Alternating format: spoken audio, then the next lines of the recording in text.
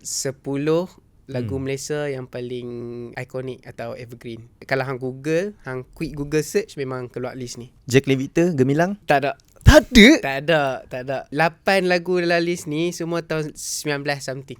P. Ramlee ada? Tajuk lagu? Dendang Perantau? Malam Bulan di Pagar Bintang? Tak ada. Bunyi Gitar? Tak ada. Kalau P. Ramlee. Hang dah dekat dah tu sebenarnya. Hang dah dekat lah. Getaran Jiwa? Getaran Jiwa nombor 1. Hui! Aku terus dapat nombor 1. Lain. Okey, Datuk Siti mesti ada.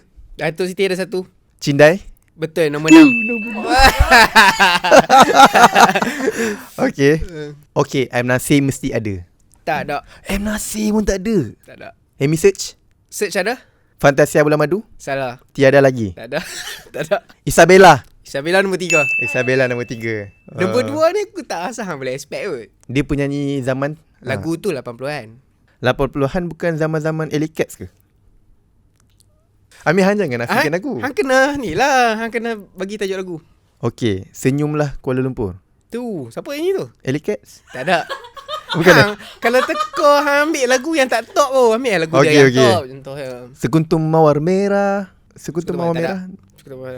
Andainya aku pergi dulu sebelummu. Nombor 8. Nombor 8. Iklim Salim.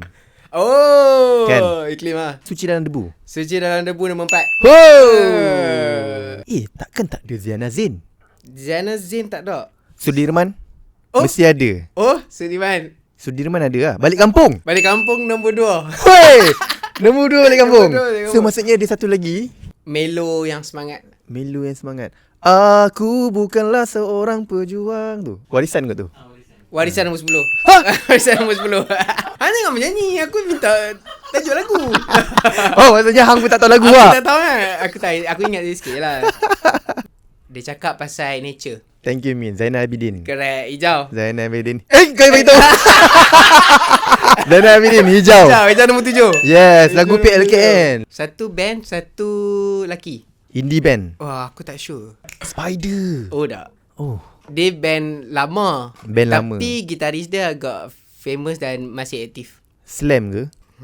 Slam kan? Grimis mengundang. Betul, nombor 5. Nombor 5. Tapi aku rasa yang nombor 9 yang hang tak dapat ni, dia patut duduk tinggi lagi.